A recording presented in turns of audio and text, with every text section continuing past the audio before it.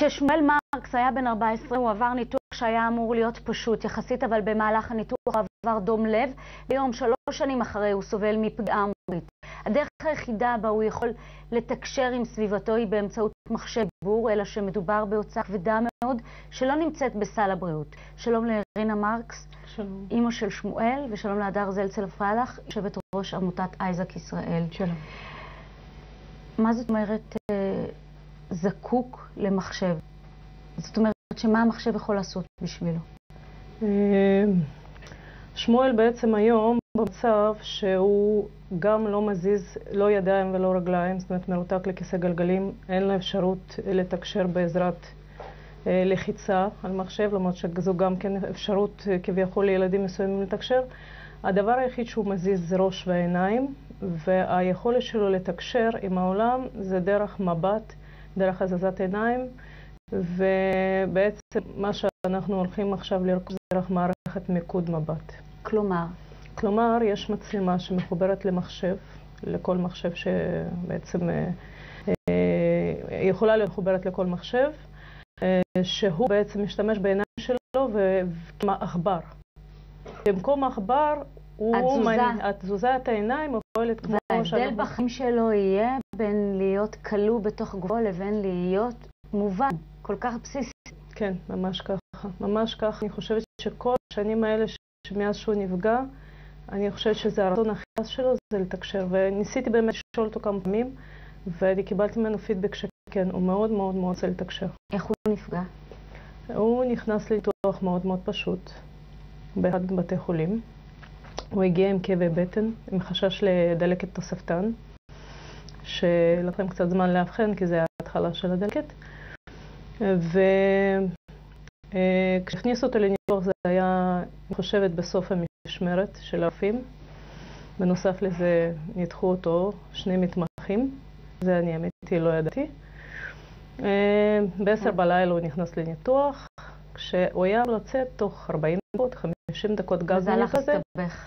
ואז אני מחכה, ועובר 40 דקות, ועובר 50 דקות, אף אחד לא קורא לי לחדר התאוששות.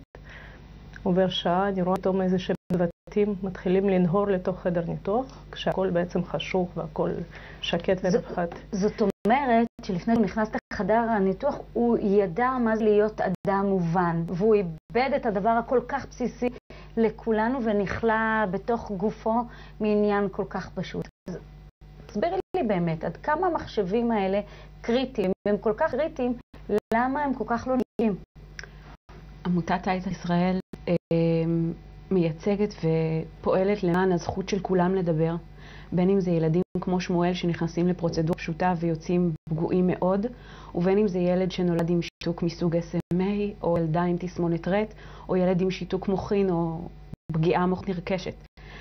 הילדים האלה, כשאינם יכולים לדבר, זה לא אומר שאינם יכולים לתקשר. היום באמצעות מחשב שמותקנת עליו תוכנת תקשורת תומכת וחליפית, כל ילד לפי יכולתו יכול לבחור מילה, משפט, לאיית אותיות ולהשמיע את הכל באמצעות תוכנה שהיא השמעה של טקסט לשמה, להשמיע פשוט את הדיבור שלהם. אז מה מפריד בין המחשבים לילדים האלה? בין זה שלכל ילד כזה, שזכותו כמובן להיות נגיש, מתקשר ומובן, בין הזכות הזאת לבין היישום שלה? האישור של ועדת הסל. האישור של ועדת סל הבריאות לתקצב את הנושא הזה. אנחנו ביחד עם העמותה לחקר ה-ALS, ישראל-ALS, והעמותה לתסמונת רט, ואגודת קלינאי התקשורת, וארגון קשר למשפחות מיוחדות, ועמותת עזר מציון.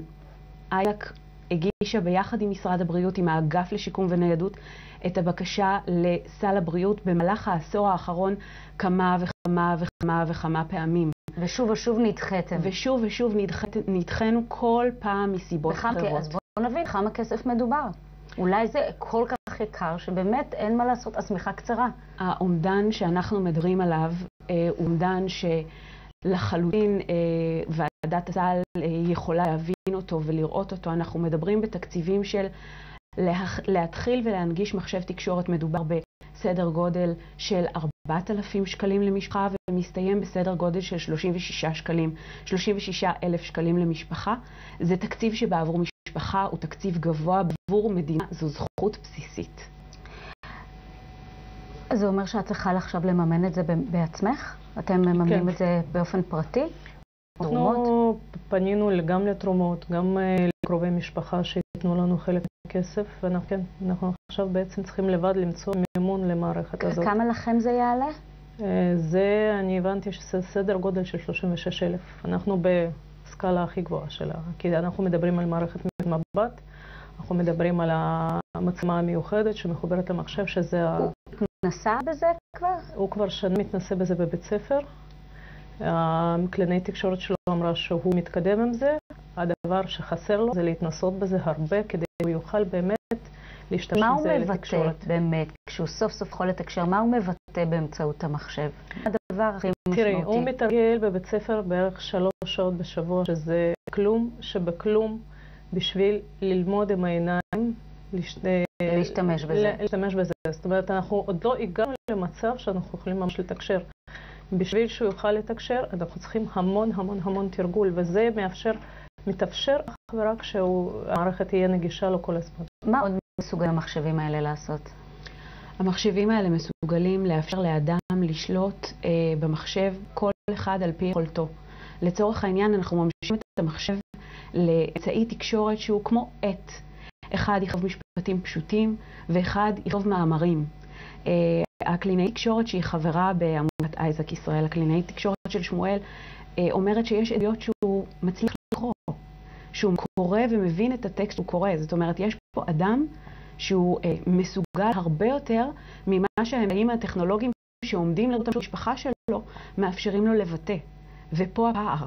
פה הפער שהטכנולוגיה המסייעת לתקשורת תומכת וחליפית יכולה לסגור. כמה אנשים בישראל זקוקים לזה? אנחנו מדברים על שכיחות של 1.4% באוכלוסיית העולם. אנחנו מאמינים שהשכיחות הזאת היא דומה בישראל. העמותה הגישה את כל הנתונים שקיימים לנו לגבי שכיחויות. משרד הבריאות עשה את עבודתו עם הוועדה בין-משרדית שישבו בה נציגי משרד הרווחה, ביטוח לאומי, משרד הבריאות.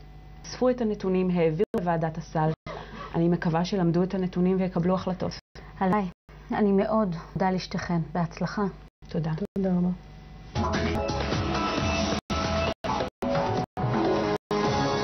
רק בתקופה האחרונה קיבלה ועדת השרים לענייני חקיקה שורה של